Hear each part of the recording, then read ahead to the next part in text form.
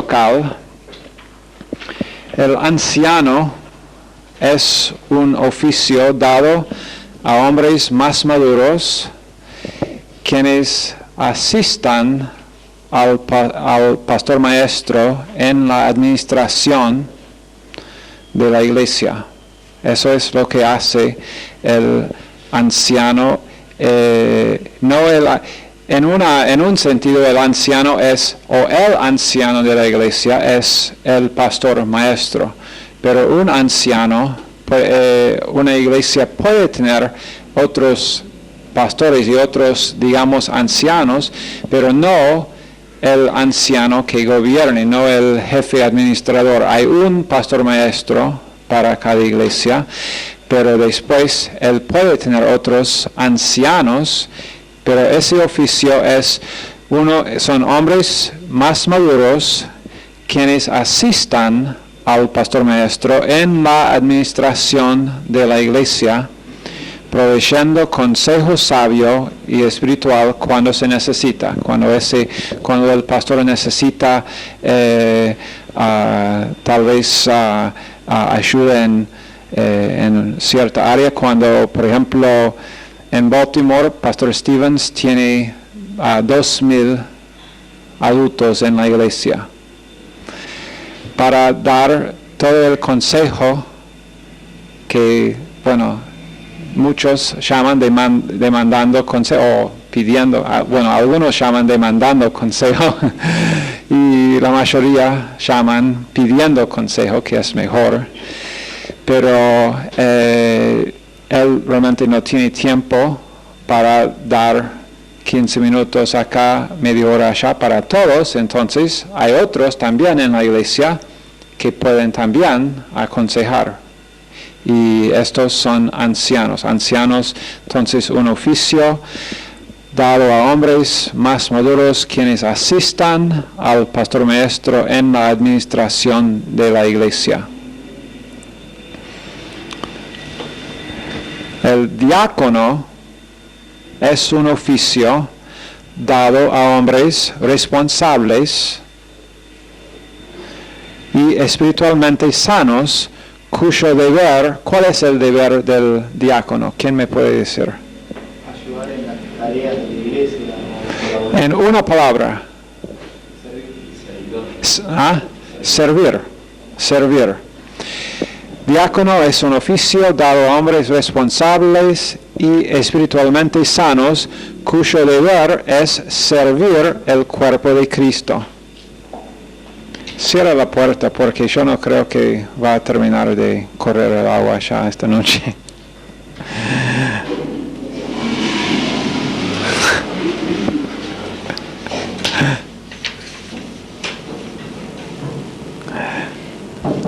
Gracias. Ok. La autoridad espiritual final en la iglesia está en qué oficio? La autoridad espiritual final en la iglesia está en el oficio del pastor maestro. El diácono es responsable, espiritualmente sano y su deber es servir. El anciano es un hombre más maduro quien asiste el pastor maestro en la administración.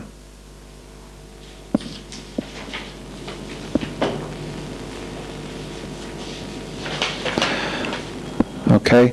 Quiero leer una porción de lo que había dicho el señor Ryrie acá sobre este asunto en cuanto a los oficios en la iglesia, liderazgo en la iglesia.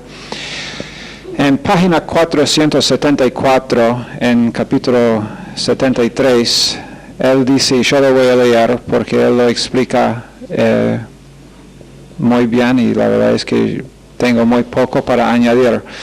Una cuestión básica es si existe o no una tercera clase de líderes, los obispos.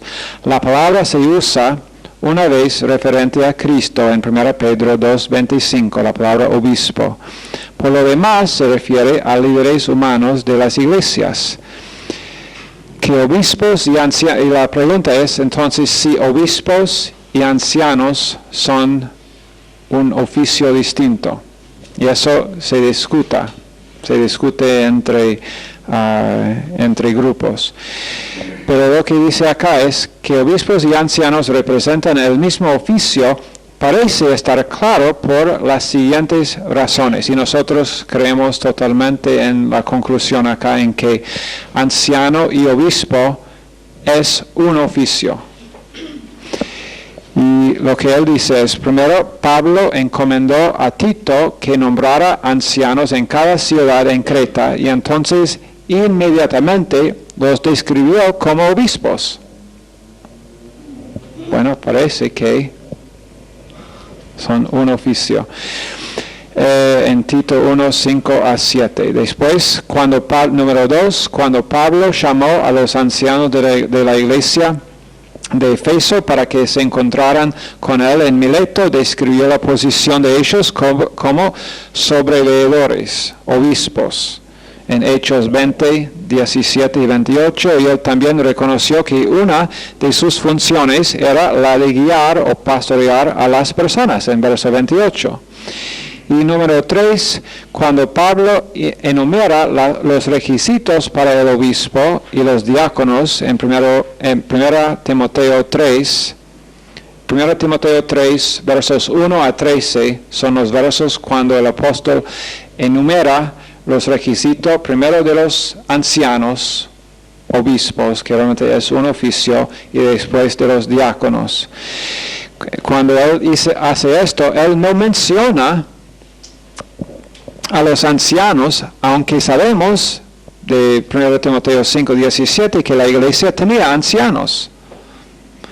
Y entonces, ¿cómo es que él no los va a mencionar en capítulo 3, cuando sabemos que existe por capítulo 5, verso 17, si no es que el oficio de anciano y obispo es el mismo oficio?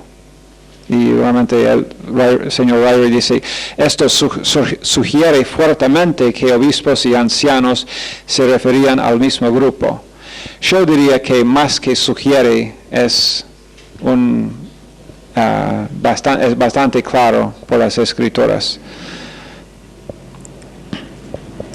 Bueno, ok.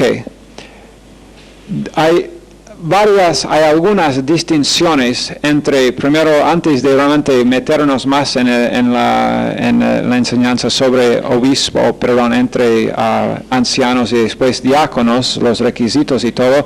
Quiero primero hablar de las distinciones que hay entre un don y un oficio. Por ejemplo, Pastor Wood tiene el don de ser pastor. Su oficio es el pastorado. Hay algunos que están en el oficio del pastorado que no tienen el don de ser pastor, y eso es una lástima. Gente que promocionan a sí mismo en posiciones de pastor, oficio de pastor, sin tener el don de pastor. Pero todos tienen dones. Cada creyente tiene por lo menos un don, pero cada creyente no tiene un oficio dentro de la iglesia.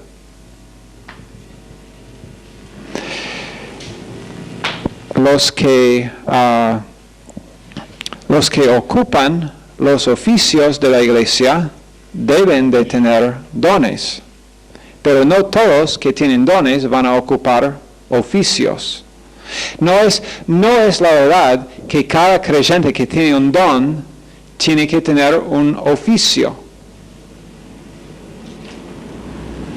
No hay ninguna recompensa en el cielo. Nadie se va a jactar en el cielo por haber sido pastor, porque el don fue algo dado por Dios.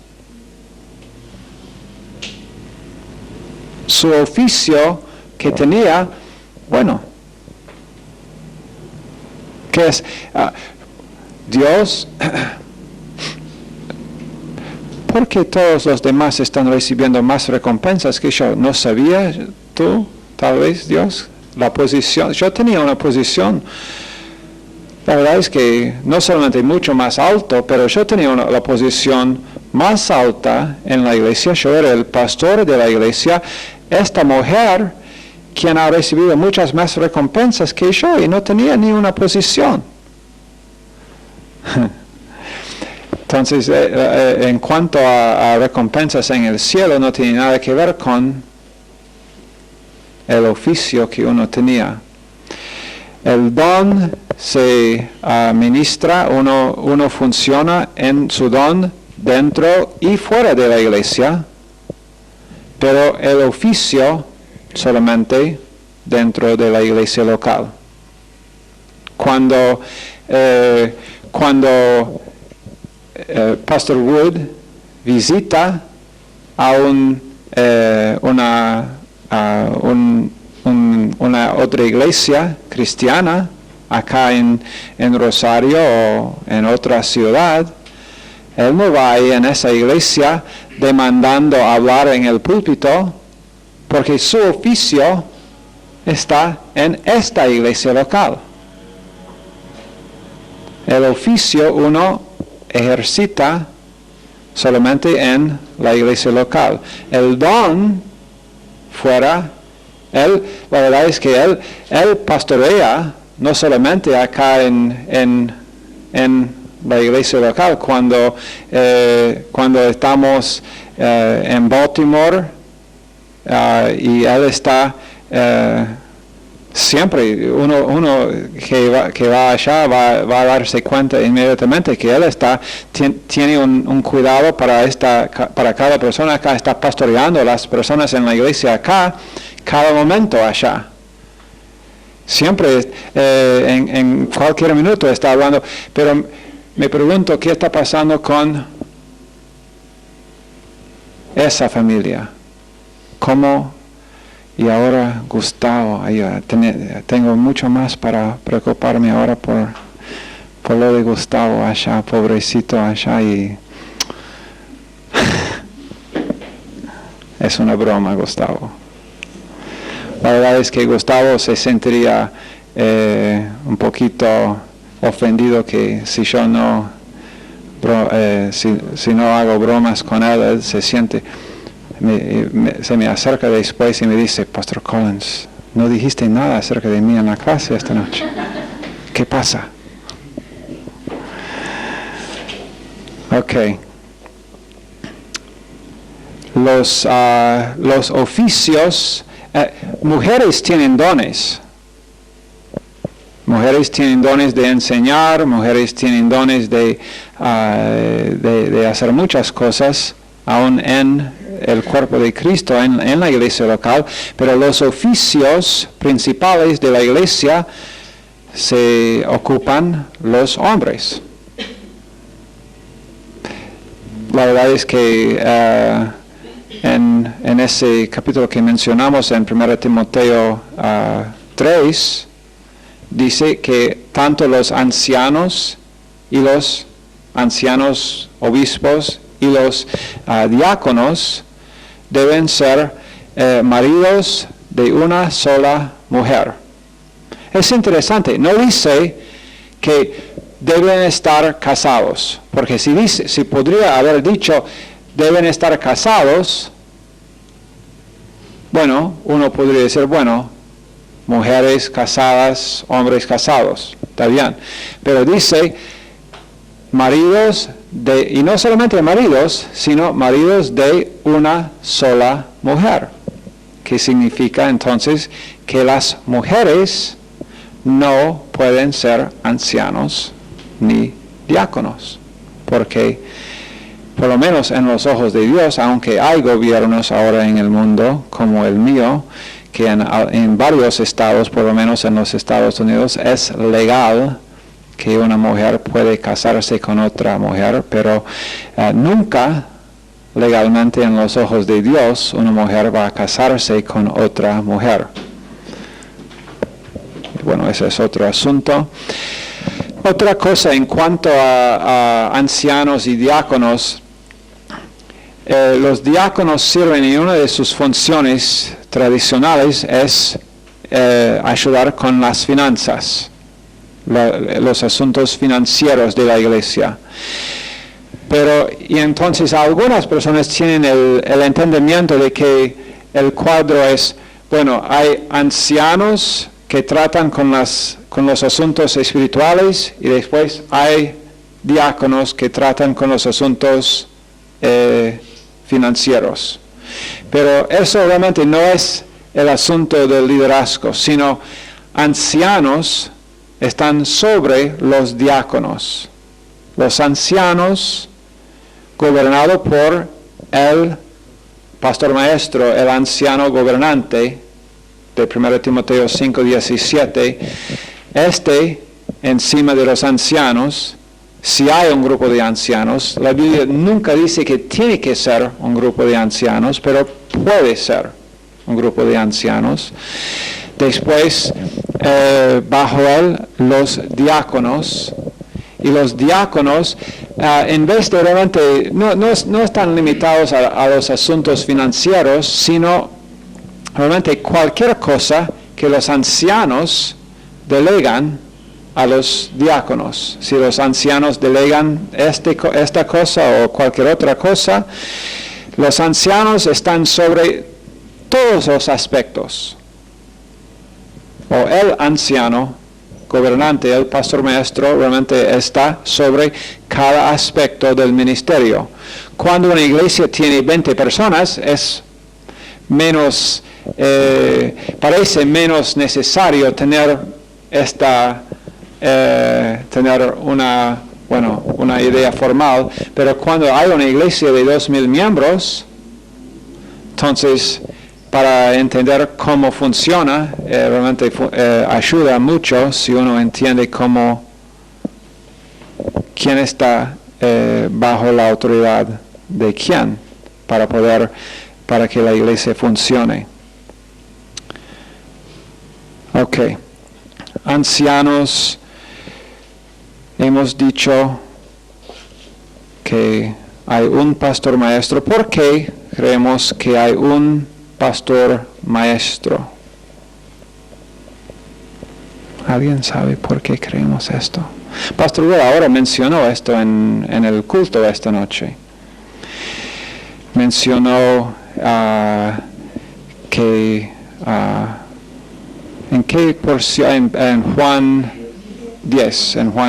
10 estaba hablando Jesús, enseñando ese principio.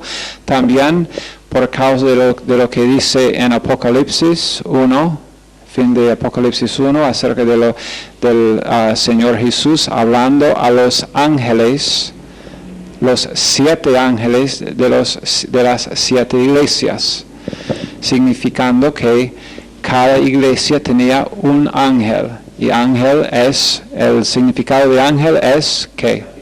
Mensajero. Entonces no está hablando en esa porción, dogmáticamente no está hablando de Gabriel sobre una iglesia, Miguel sobre otra iglesia, sino los pastores maestros de las 7 iglesias. También en 1 Timoteo, capítulo 3, cuando habla, vamos a leer esa porción ahora porque lo vamos a tener que leer esta noche de todas maneras. 1 Timoteo 3, 1-7, tratando con los obispos. Lean conmigo. Palabra fiel, si alguno anhela obispado, buena obra desea, pero es necesario que el obispo sea irreprensible, marido de una sola mujer, sobrio, prudente, decoroso, hospedador, apto para enseñar, no dado al vino, no pendenciero, no codicioso de ganancias deshonestas, sino amable, apacible, no avaro, que gobierne bien su casa, que tenga a sus hijos en sujeción con toda honestidad, pues el que no sabe gobernar su propia casa, ¿cómo cuidará de la iglesia de Dios? No un neófito, no sea que envaneciéndose caiga en la condenación del diablo. También es necesario que tenga buen testimonio de los de afuera, para que no caiga en descrédito y en lazo del diablo. Ahora una pregunta. Miren en estos 7 versículos y díganme si está hablando de obispo singular o obispos plural.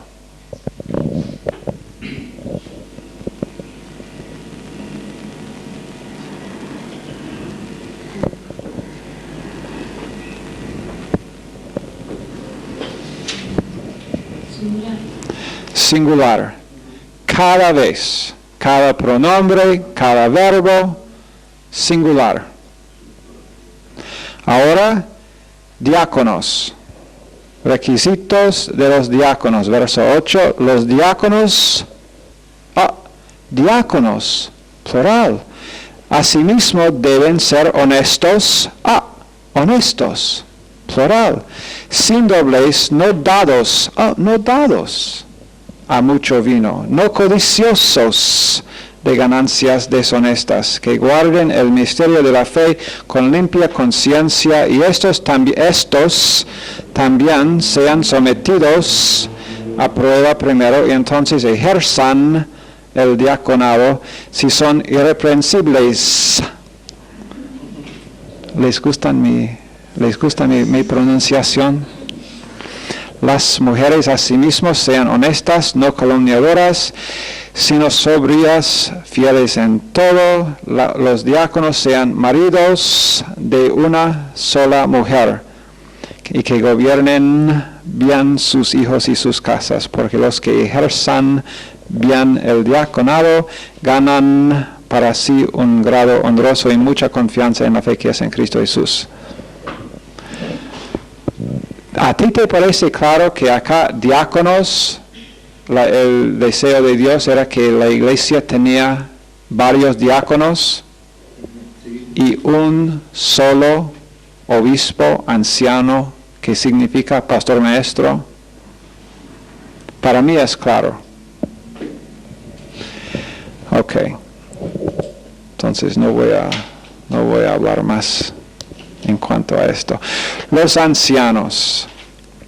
Entonces, bueno, hemos leído ya sus calificaciones.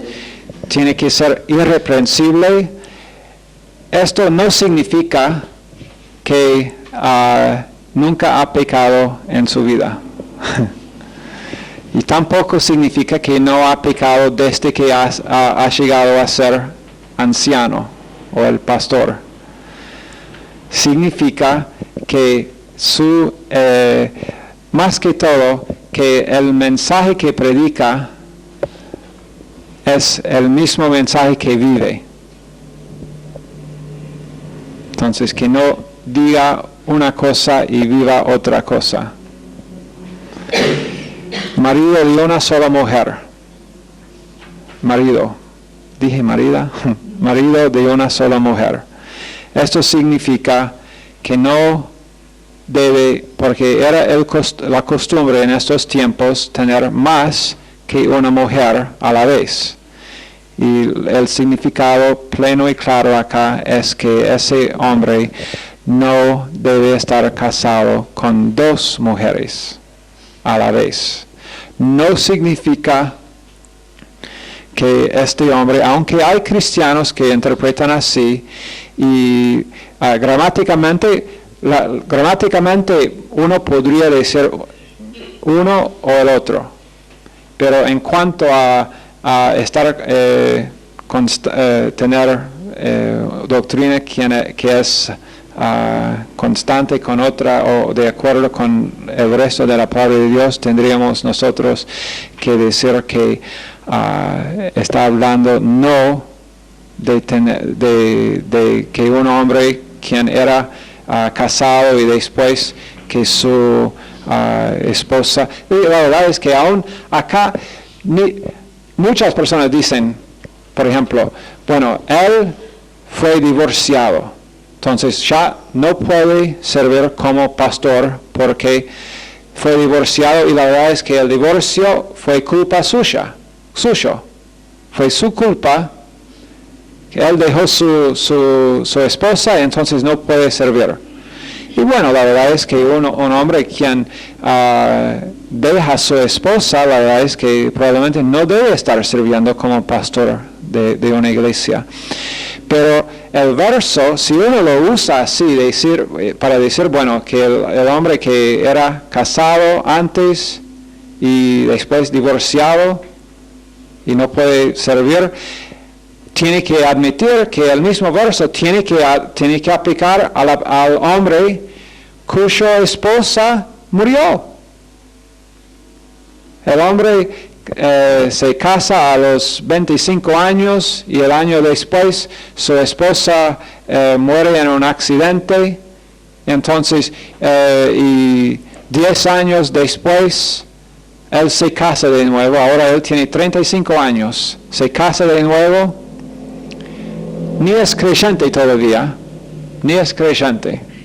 Después, 10 años después de su segundo casamiento, recibe a Cristo, comienza a asistir a una iglesia, va a un instituto bíblico, cree tener el llamado de ser pastor, pero le dicen, bueno, íbamos a ordenarte como para ser pastor, pero el otro día encontramos que hace 25 años estabas casado anteriormente y tu primera esposa murió. Una esposa a la vez, hombres. Debe ser sobrio.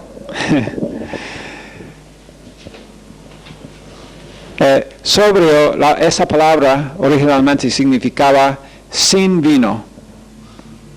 Sin vino. Eso es simple, ¿no? Debe ser de mente sana y sobria o prudente. Decoroso significa que él tiene una vida ordenada, que no es desordenado en cómo él vive su vida. Y sabe que eso es algo que nosotros intentamos enseñar en este instituto bíblico y en otras cosas, y es una de las razones porque nosotros queremos que los hombres solteros están viviendo con otros hombres solteros para disciplina en cuanto a ser más ordenado en lo que hacen, tener limpieza en la casa. Allá en Baltimore tienen inspecciones de los lugares donde, no sabías esto, de los departamentos, y porque la verdad es que uno tiene que aprender a vivir y tener su vida ordenada en todo. Hospitalario debe ser apto para enseñar, obviamente, y estar dispuesto a ello. No debe ser dado al vino, no debe ser dado a la violencia física. Cuando alguien viene a la iglesia y dice, bueno, no estoy de acuerdo contigo, pastor, si el pastor después baja del púlpito, va y ¡pum! Y bueno, Ujieres lleva a esa persona afuera, probablemente eso no debe pasar. Debe ser tolerante, no determinado a imponer su derecho. Tolerante no significa hacer concesiones en cuanto a doctrina. Eso no es lo que significa. Tolerante no significa que si una otra persona diga, por ejemplo, de vez en cuando alguien llama al programa de radio. Tolerancia, si una persona simplemente es tiene otro punto de vista por haber sido enseñado, pero es dispuesto a ser enseñado por lo que dice. Quiero saber lo que dice la palabra de Dios. Bien, perfecto, tolerancia. Pero si una persona llama, cuando nosotros en el programa La Hora de Gracia estamos siempre guardando el hecho de que todo es por la gracia de Dios. Si alguien llama con legalismo, intentando hacer todo más al lado de, bueno, pero hay que hacer, pero hay que, una vez Pastor Wood predicó, creo que en la radio, un mensaje que después yo nombré el Evangelio hay que Evangelio. Pero cuando un hombre, varias veces ha pasado, un hombre ha llamado y ha tenido, él ha comenzado a enseñar legalismo en nuestro programa. Tolerancia no aplica. La verdad es que esto no debe ser tolerado. Eso tiene que ser nombrado por lo que es, porque es un peligro a la iglesia. No debe ser contencioso, debe ser libre del amor al dinero. Y no debe ser soberbio. Eso significa insistir en su propia voluntad, en su propio libre albedrío.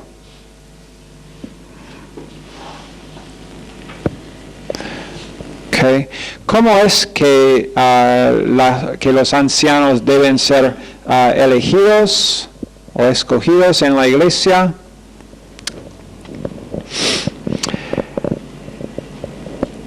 Eso depende, cómo lo hacen en varias iglesias, como dice el señor Ryrie, en la iglesia jerárquica serán nombrados.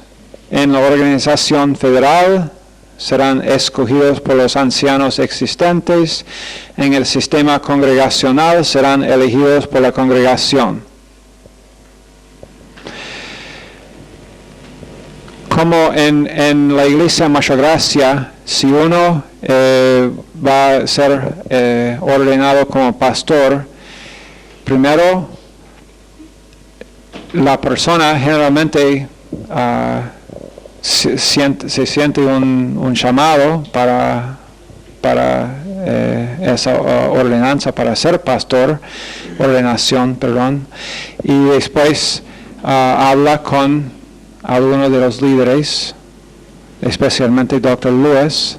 Dr. Lewis después, si Dr. Lewis piensa que, bueno, ahora realmente no sería el tiempo, él te va a decir, espera un año más, o no creo que sería una buena idea. Otra,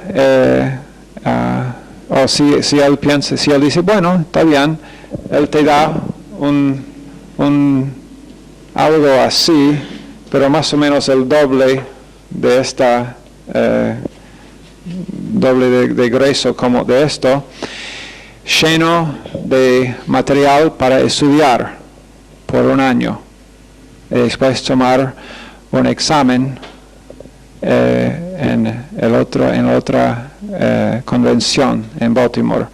6 horas jueves, 6 horas viernes, y escribiendo franticamente por 12 horas, y después 1 hora de examen oral adelante de 6 u 8 pastores. Y después, si estás vivo, te ordenan.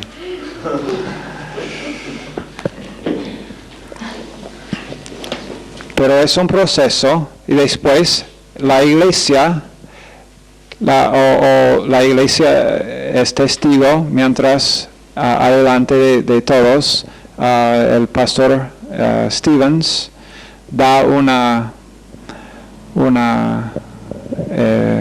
a charge, una carga, right? No. Una exhortación, sí, da una exhortación a los que van a ser ordenados para ser pastor, y después los otros pastores imponen manos y oramos, y eso es. Nosotros no creemos que es un asunto de la membresía de la iglesia votando para eso. Es en el congreso, como es en una iglesia congregacional, en el congregacionalismo estricto, cada miembro de la iglesia votaría sí o no. Nosotros no, como dije antes, tenemos en la Iglesia Mayor Gracia algunas características de una iglesia congregacional y también características de una iglesia más bien federal en este tema. Okay. El tiempo que deben servir los ancianos no está especificado en la palabra de Dios. Nunca. Los diáconos, como dije, está en plural, lo que su número no da ninguna sugerencia a la palabra de Dios, solamente está nombrado en el plural. Su ministerio primario es servir. Ahora, algunas cosas finales para entender en cuanto a esta enseñanza que hemos estado estudiando sobre las últimas 2 semanas, eclesiología. ¿Qué es eclesiología? La doctrina de la iglesia. Ordenanzas. La Iglesia Católica llama ordenanzas sacramentos. Sacramentos viene de la palabra griega mysterion, o en el latín mysterion, que significa, tenía la idea de algo misterioso, y por eso, por ejemplo, la Iglesia Católica cree que haciendo estas, creo que ellos usan 7 sacramentos, ¿no? Y en sus 7 sacramentos ellos piensan que los sacramentos mismos te dan, hay alguna gracia que va conjunto con el sacramento. No importa el estado de tu corazón, si te hagan el sacramento, Dios aparentemente Dios dice, su corazón no está bien, pero ¿qué podemos decir? La iglesia está dándole el sacramento y preferimos la palabra ordenanza, porque ordenanza no incorpora la idea de comunicar gracia, sino solamente le dé un símbolo. La ordenanza misma no tiene poder. Nosotros, y en la mayor parte de las iglesias no católicas, creemos en generalmente 2 ordenanzas. ¿Cuáles son? Bautismo y la Santa Cena, la Cena del Señor. Son las únicas ordenanzas. Porque una ordenanza, la definición de una ordenanza es algo que fue ordenado por el Señor Jesucristo para la iglesia. Y realmente estas 2 son las únicas que podríamos decir que el Señor Jesucristo mandó que la iglesia hiciera.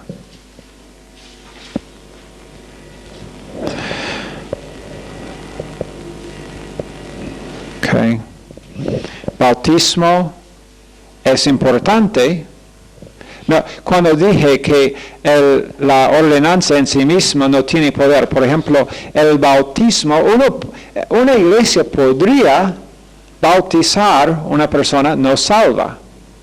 Y el bautismo en agua por esa persona no salva lo hace mojado.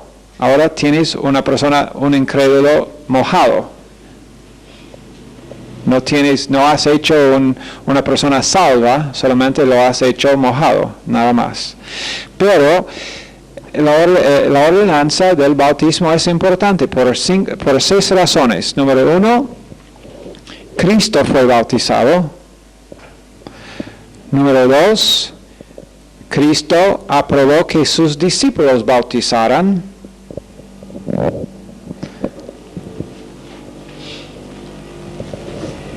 Número 3, Cristo mandó que las personas fuesen bautizadas en Mateo 28, y ahora, no solamente en la dispensación de la ley, sino ahora, porque Él dice en Mateo 28, 19, que nosotros, parte de la gran comisión, que nosotros debemos bautizar, no solamente hacer discípulos, pero bautizar.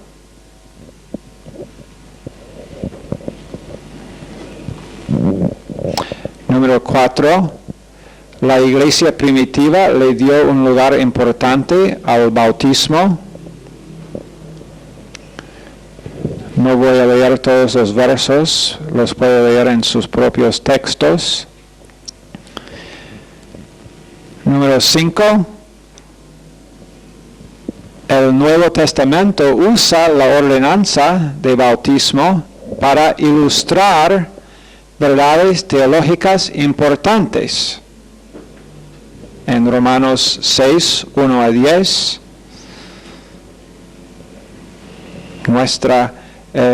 la ordenanza de bautismo está usado para ilustrar lo que nos ha pasado en el bautismo real. El bautismo real es el bautismo ¿qué? Del Espíritu Santo. Y ese bautismo pasa a cada creyente en el momento de la salvación. Pero si el Nuevo Testamento usa el rito o la ordenanza de bautismo para ilustrar o simbolizar verdades teológicas importantes, entonces no debemos negarlo. También en número 6, el escritor de Hebreos, en Hebreos 6, 1 y 2, designa al bautismo como una verdad fundamental. Una verdad fundamental. El bautismo.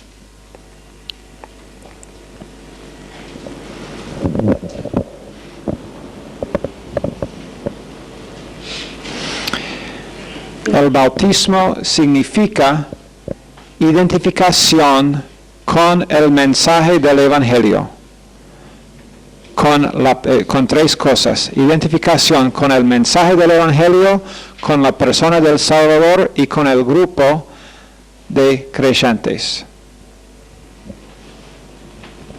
Si una persona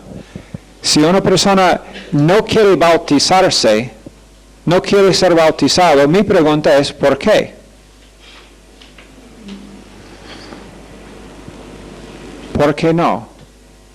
Si es creyente, porque el bautismo significa identificación con el mensaje del Evangelio, que no estás de acuerdo con la obra consumada, con la persona del Salvador y con el grupo de creyentes con los cuales debemos querer identificarnos.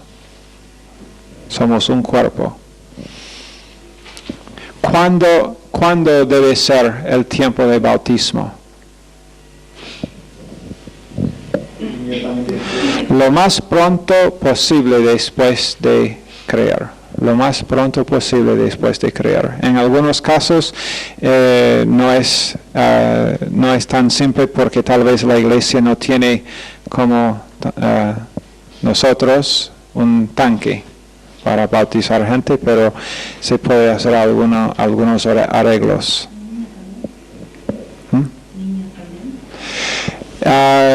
Cualquier persona quien ha creído, no creemos en bautismo de infantes, de bebés, porque ellos no pueden haber tomado una decisión. por Cristo.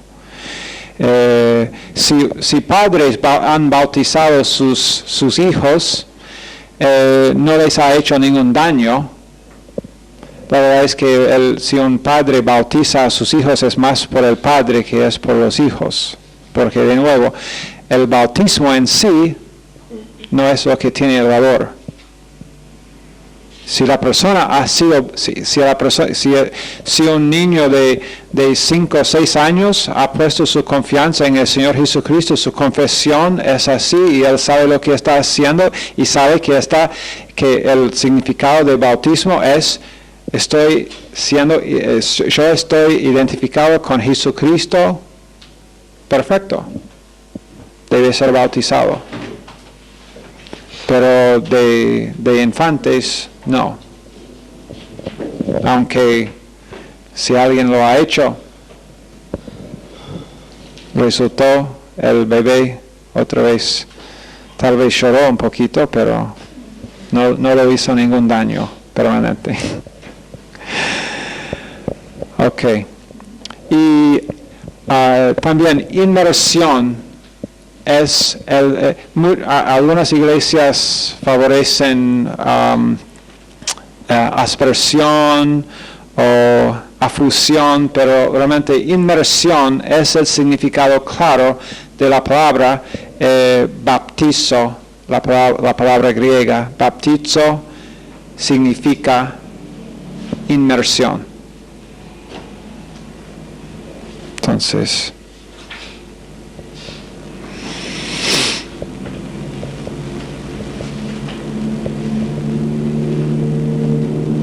¿quién debe participar en la cena del Señor?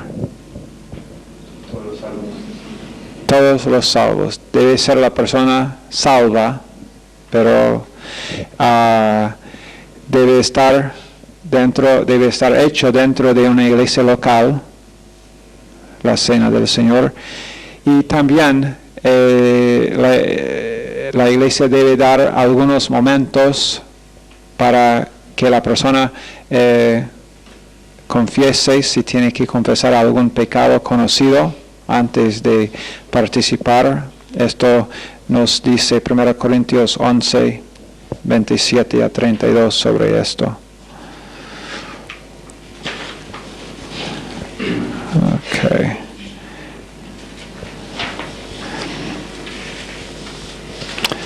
Una otra cosa por la cual la iglesia está responsable es adoración.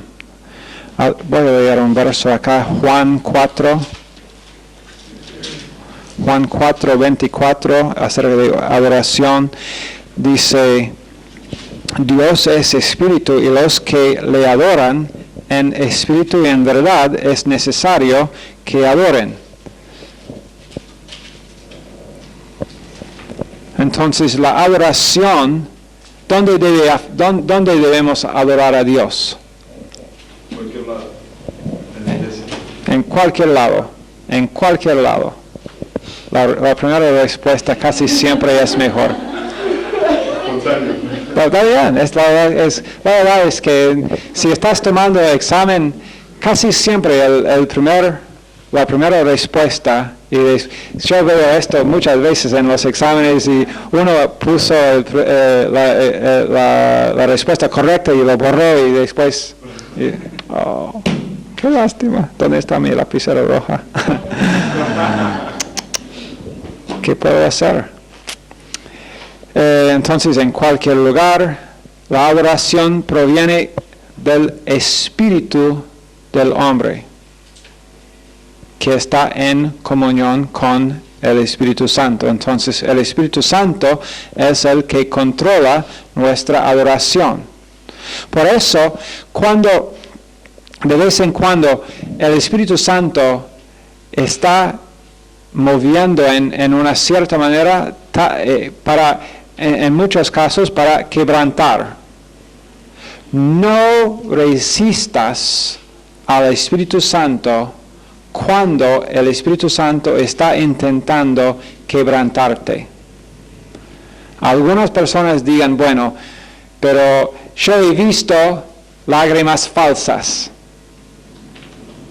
Tal vez yo he llorado falsamente o algo así piensan.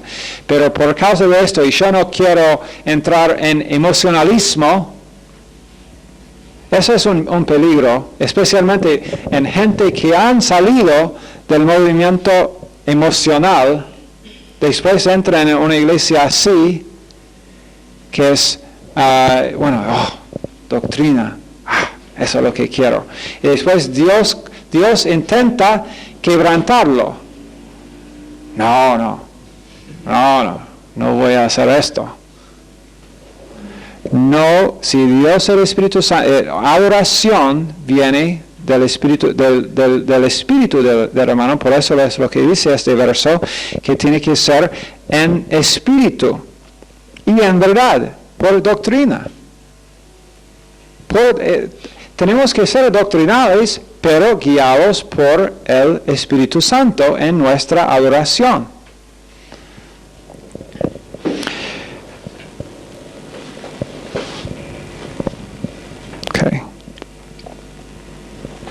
El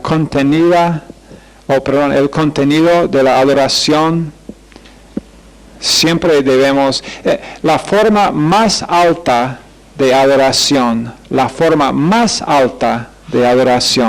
es concentración en la palabra de Dios. El contenido primero es la palabra. Si no, ¿quién estamos adorando? ¿Qué Jesús estamos adorando? ¿Sabe qué? Los testigos de Jehová adoran a Jesús en su manera. Pero ¿qué Jesús adoran? No el Jesús de la Biblia.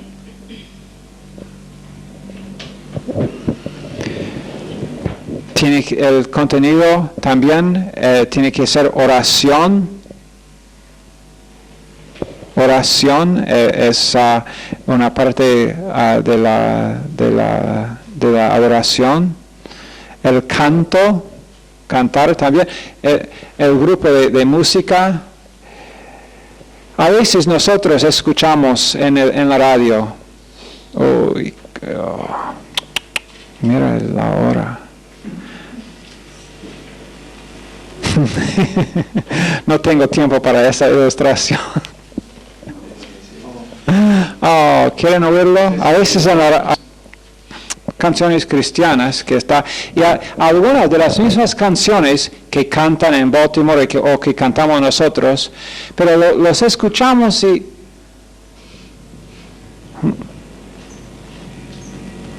¿qué pasa? No hay unción.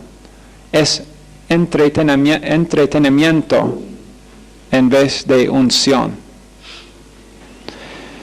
El grupo que tenemos acá, más y más, la verdad es que cuando los escucho ahora me hacen pensar en cómo estoy en un culto en Baltimore. Y es tremendo. Porque nos guía para entrar en adoración real. No es la verdad. Todos pueden sentirlo, yo sé.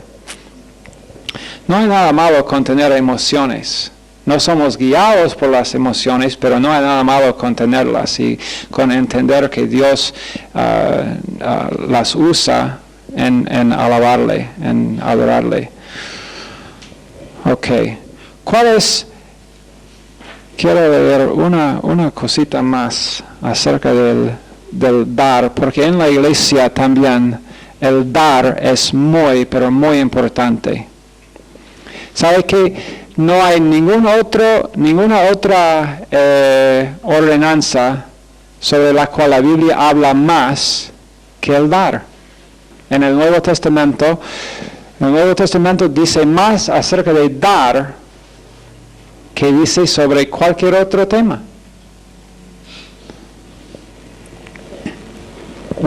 Segundo Corintios 8 y 9, estos capítulos, Hebreos 11, 1 Corintios 16. Ok, finalmente, y voy a terminar en no sé cuánto tiempo tengo en el cassette. Karen, are we okay?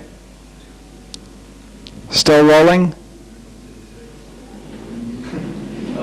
Se durmió. Ok, rápidamente.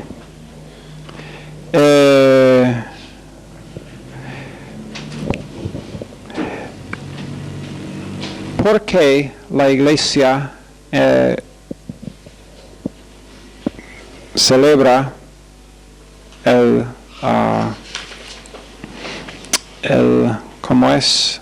nuestros cultos en domingo y no en el sábado? 4 razones por qué nosotros celebramos reuniones el domingo y no el sábado. Porque el hecho es que el día de reposo era el sábado. Pero nosotros celebramos cultos domingo porque la resurrección sucedió el domingo.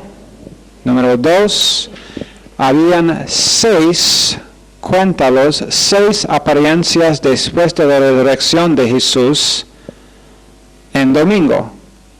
6 apariencias que Jesús hizo después de su resurrección en domingo. El día de Pentecostés era un domingo. Y número 4, la iglesia, por lo que dice la palabra en Hechos, la iglesia tomó ofrendas los domingos. ¿Ok? Finalmente, y esto actualmente estoy terminando. Finalmente, disciplina. Razones para disciplina en la iglesia. Son 3 primarias razones para disciplina en la iglesia. Primero, para remover la levadura o la contaminación del ministerio. Para remover la levadura o la contaminación del ministerio. Número 2, para proteger a otros en la iglesia de la influencia del pecado. Para proteger a otros en la iglesia de la influencia del pecado. Número 3, para producir sana doctrina y fe en la asamblea. Para producir sana doctrina y fe en la asamblea. Son las 3 razones para disciplina en la iglesia. Nunca es, márquenlo, nunca es para castigar el pecador por su pecado. ¿Ok? ¿Escuchaste? No. No es para castigar el pecador por su pecado. El pecado ya ha sido pagado por Jesús, no es para esto. En la disciplina tiene que ser sin parcialidad.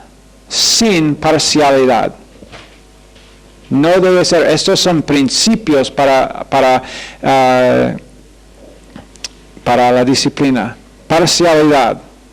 Número 2, no hay apuro. La iglesia no tiene que apurarse. Mira lo que él hizo. Tenemos que tratar con este asunto rápidamente.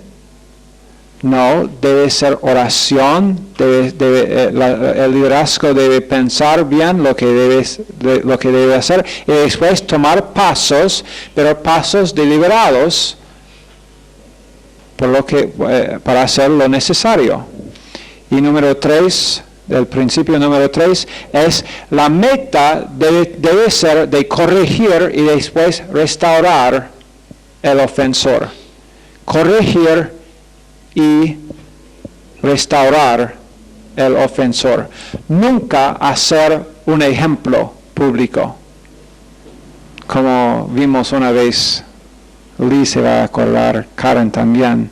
Creo que Michelle no estaba con nosotros todavía cuando fuimos a esa iglesia y hicieron que una pobrecita chica se parara delante de todos para decir, bueno, sí, yo he estado viviendo en tal y tal pecado por tanto tiempo y ahora quiero pedir perdón de todos ustedes y de prometerles que nunca más voy a pecar. Imagina la próxima vez que ella fracasó, tal vez nunca fracasó en esa misma manera, pero nunca es para ser un ejemplo público.